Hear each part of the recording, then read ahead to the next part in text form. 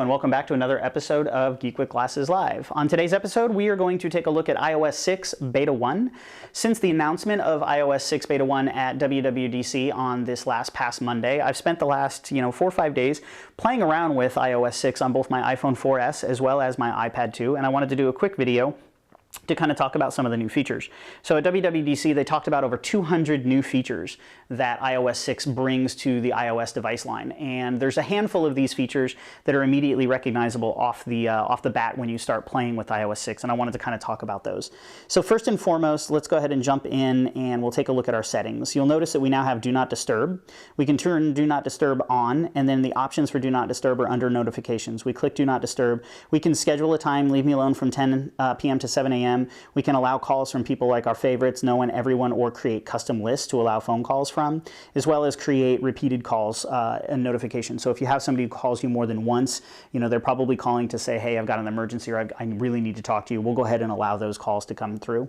When Do Not Disturb is on, you're going to notice in the upper taskbar up here that we see a little moon. So you'll always have a notification that Do Not Disturb is enabled up in your taskbar. One of the other things you might take note right off the bat here is my taskbar is blue. The taskbar is now set in iOS 6, depending on what you're looking at on the device, that taskbar will change colors. Sometimes it's blue, sometimes it's black, sometimes it's gray, depending on the actual the feature that you're looking at. So it gives you a little bit of a notification on what you're looking at within the device. If we scroll down a little bit, we now have Facebook direct integration. So we had Twitter, now we have Twitter and Facebook direct integration.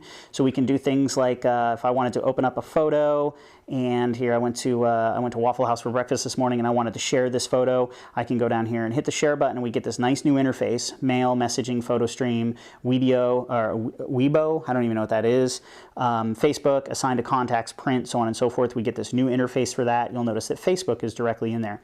So if we actually click on Facebook, it'll open it up. You'll notice it looks just like the old Twitter. We can add location, tag friends, attach the photo, type in the message, and automatically post to Facebook.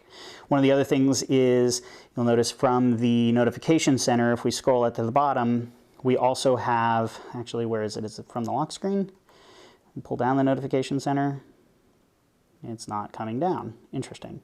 Okay, well, never mind. We won't talk about that. There is a post to, oh, there it is. Tap to tweet and tap to post to Facebook. The options are right there, so we can go ahead and do the same thing. Tap to post to Facebook opens up the, it looks exactly like the Facebook one did, Twitter, but it is now Facebook. So let's jump back out and let's take a look at Maps. So we now have Apple Maps. We no longer have Google Maps. If we jump in here, I'm going to go ahead and search out to San Francisco. It's going to zoom over and map me out to San Francisco. I'm going to go ahead and zoom in. I'm going to zoom down in here to the financial district in San Francisco and switch over to the satellite mode. And you'll notice the graphics render relatively quickly. However, I am noticing there is a lag compared to Google Maps when switching from standard maps to the satellite map. It's not doing that right now because I've kind of queued this up for this video, but let's go ahead and click on 3D and zoom over into the high-rise section of San Francisco with all of the high-rises. And 3D is pretty cool. We get really nice view. You can see it's loading the textures and it's loading the graphics to lay over the 3D vectors. And we can see the Transamerica building. We zoom over. We can come over here and take a look at the Coit Tower. We can also rotate the map around, and at this point, if I zoom out, we should be able to see the Golden Gate Bridge over here, and it'll render that out, and it looks pretty cool. 3D mode, flyover mode, I don't know how useful it is, but it is definitely a pretty coolness factor. If I go ahead and let it load up here, you can see that it'll draw the Golden Gate Bridge. There we go, there's the south span of the Golden Gate Bridge, and it's all 3D. Kind of cool, but I don't necessarily like Maps. This doesn't make me like Apple Maps, and I'm actually going to do a little bit of a rant video later, and a direct compare and contrast between Google Maps and Apple Maps as implemented. Let's go ahead and take this back out of satellite mode, and let's look at turn-by-turn directions. So I want to go to San Francisco. I live in Virginia. I want to drive to San Francisco. Just like the familiar, we get a little bit of a map that kind of shows just where we are, and we have all the same options that we had before. So let's get directions to here, and we'll tell it to route. We still get the same options for walking, public transit, or driving. So it'll go out there and it'll map out the route. It tells me that there's a toll and it crashes. Gotta love beta software. Let's try that one more time. All right, let's go to San Francisco. I want to show you the turn-by-turn directions here real quick. and route out. So the turn-by-turn directions with iOS 6 is powered by TomTom. You actually get that notification if you pull up the little tab. It'll actually let you know that it is powered by TomTom. So there we go. One day, 17 hours, 2,870 miles from where I live out to San Francisco, which I made that move, what, 8 years ago now, from the Bay Area out to where I am now. So let's go ahead and hit the start button, and Siri takes over. Route to San Francisco, CA. Head east on Buck Lane. There we go. So it's telling me I spend 30 feet heading down my local street here, and what happens is the minute you start driving, this shifts into that, that three-dimensional view like you see in your normal windshield mount or, in-dash navigational systems. Oops, sorry, kicked the camera. And it gives you pretty good driving directions. It gives you a good notification ahead of time, shows you the separations in the streets, shows you which lane you need to be in if there's multiple areas. So the turn-by-turn is pretty cool. But like I said, I'll take Google Maps and not having turn-by-turn directions. I'm just one of those people who I don't necessarily like turn-by-turn directions. I'm good at just looking at Google Maps and getting information. But like I said, we're going to go over and have another video comparing Google Maps and Apple Maps. So stay tuned for that if you want more detail. But I definitely have some gripes about the way Apple Maps has been implemented right now. Now, granted, it is beta, and it very well could change in future builds, but I don't like it right now. So stay tuned and we'll talk about that. One of the next features is VIP mail. So if we go out here and we look at my mailboxes, you'll notice that we now have a VIP section. So VIP sections are, you can immediately add people from your contacts list, and these are the people that I have in my contacts list, that you have an instant VIP box. If I had email from any of those folks, I would show a number there, and it's only going to show me numbers from emails from those people in the VIP, which is pretty cool if you want to get to information right away and pretty quickly.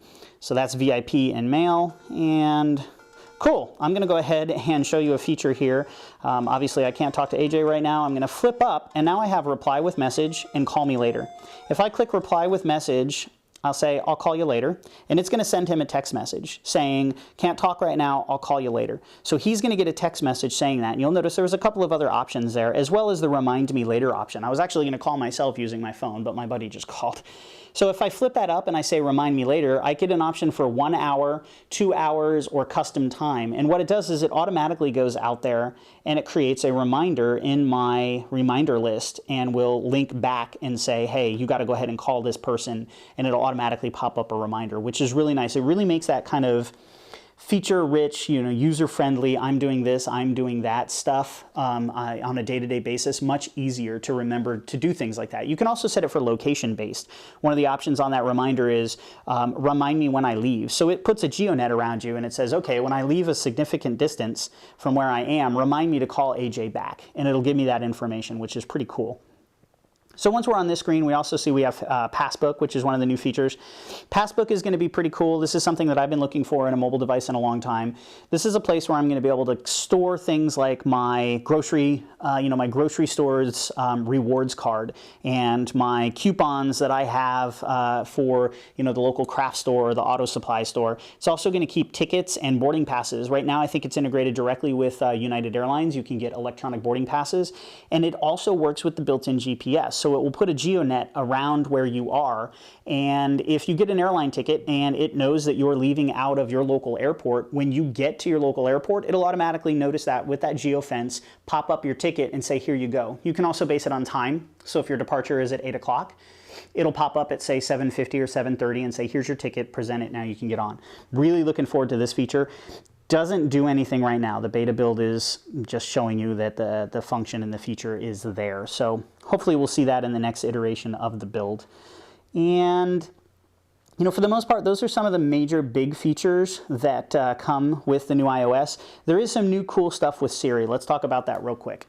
So I can now get integrated information on movies and sports. So one of the things that they talked about at WWDC was the fact that Siri is now a sports fan. They asked who's taller, Kobe Bryant, or I think it was Magic Johnson, or maybe it was Michael Jordan or something. But you can ask some really cool questions. So I can click the button here. Siri, who won the Dodger game yesterday? And it's going to go out there. Lost a close one to the Angels last Wednesday. The final score was 2-1. There you go. So the Dodgers didn't play yesterday, but they did lose 2-1 to the Angels on Wednesday. And I know there's a few of my viewers that are going to like that, and there's going to be a couple of viewers like me that are not going to like that. But I think the Dodgers ended up winning the series, so that's a good thing. I can also get information about Kane's perfect game that he just pitched. San Francisco Pirates, San Francisco Pirates? Yeah. The San Francisco Giants pitcher just threw a perfect game the other day. So I can say, actually, that would be interesting. This will be a good test. Siri, tell me about Kane's perfect game. Let's see if it actually can find that information. Perfect game. And it's going to hit up the web. So it actually didn't find the specific information, but it did, do the information right there at the top. So let's do one more quick test. Siri, I want to see Prometheus. And it'll go out there. There you go. Here are 2 movies matching Prometheus. So I can go ahead and click on Prometheus now, and I can watch a trailer. I can get Rotten Tomato integration reviews, and I can look down and see when it is playing. Everything is red, which means it's probably sold out, but I should be able to click on the times, and pick a show, purchase tickets, and move on. And those should show up in your ebooks, your ticket that I just showed you a few minutes ago, which is pretty cool. So Siri's kind of gotten a little bit smarter, but ultimately what we're seeing here is we're seeing the Siri that it used to be. We now have Siri prior to Apple buying Siri. So there you go. There's some of the basic overview of the new features in iOS. One more thing I do want to show you: all new Music Store, all new Music Player, all new iTunes and App Store. So the look is a whole lot different here. Obviously just the basic look, but if we want to see the biggest difference, let's go ahead and log into iTunes real quick. And you'll notice immediately when I go up, I was looking for the Casey Abrams album, but if I load up the main storefront, you're immediately going to notice big differences with the way the iTunes store looks like. And it looks the same with the App Store. They've given it this kind of cover flow look. We can scroll along the top and see, specific music stuff that's happening here, and then we can scroll down and get album information. So if I wanted to take a look a little bit closer at Jimmy Fallon's album, I can click on it. It kind of brings it up front, shows me the information. I can listen to any of the reviews. I could listen to a snippet of any of the songs. Just go ahead and click it. There we go. So the store is a little bit different, and I can rotate. It's not rotating for me. One of the other things that I noticed that I wanted to show was, you've got your taskbar. We now have a volume knob here, and if we go sideways, let's go back into an app. This worked for me the other day, but it's funny, I've actually had it not work a couple of times. If we go into landscape mode and we open, okay, so it works on the iPad. It'll pop up and we actually have landscape icons and not just portrait icons. So there you have it. A little long on the video, but I wanted to show you some of those features. Please stay tuned. I'm going to definitely, when I get my hands on both my phone and my wife's phone at the same time, do a side-by-side comparison of Google Maps versus Apple Maps and kind of talk about the features that I don't like. But that's a quick look at iOS 6 Beta 1. Hopefully Beta 2 will bring some improvements to a few of the things that I've definitely seen issues with. And thanks for watching. As always, look me up on Facebook, facebook.com/geekwithglasses. Follow me on Twitter, twitter.com/geekwithglasses. And subscribe, like, and comment on the videos. Obviously, I love having conversations and discussions with my audience. So if you would like to see any new features or more of a comparison to the old iOS versus iOS 6, please let me know, and I'll definitely put a video out there. So thanks again for watching, and you all have a great day. Bye-bye.